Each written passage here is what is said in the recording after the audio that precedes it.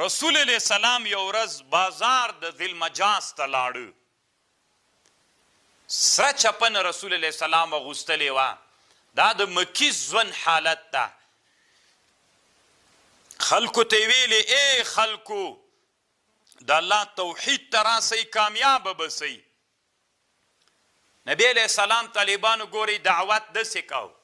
تاسې اوس تبلیغیانو باندې اعتراضونه کوئ. تبلیغیان ولې ګرد ګرځي؟ د دعوت لاره ګرځېدل دي. نبی علیہ السلام بازار د ذل مجاز ته تللی. دا د جاهلیت مشهور بازارونه ول. طالبانو له د بدوی په ژوند کې، په پخواني ژوند کې داسې بازار ونه چې هر وخت د همغه بازار ګرم وي. بازار به داسې و چې مثلا کال کې به یو څو بازارونه جوړېدل. لکه موږ تاسې وطنو کې میله ورته وایي که نه، موږ تاسې هم بدوي غوندې یو، ډېر بدویان یو، هسې لږ لږ اوس حدارې ته را روان یو کرا کرا. نو نبی علیہ السلام بازار د ذل مجاز ته لاړه. سره چپن یې اغوستې وه.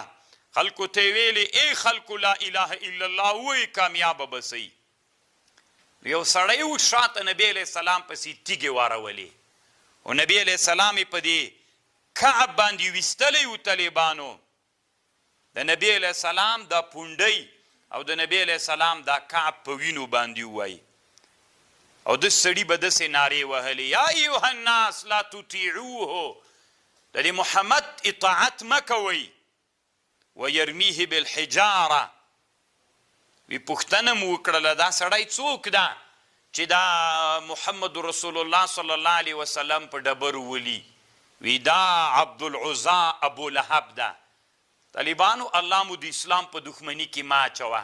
یا طالبانو د رسول الله سکنی تره بازار د ذل مجاز کې نبی علیہ السلام خلق دعوتی د اسلام دین ته، او عبدالعزا ابو لهب نبی علیہ السلام په ډبر ولی.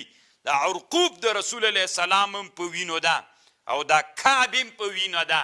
نو طالبانو له شانې وارونه کول د دې جنه عیني استدلال کوي چې مراد که دلته د کعب نه دا د پښې زهر وای نو دا د شا له طرف نه نه لګیږي، د شا له طرف نه چې لګیږي دغه کعب لګیږي.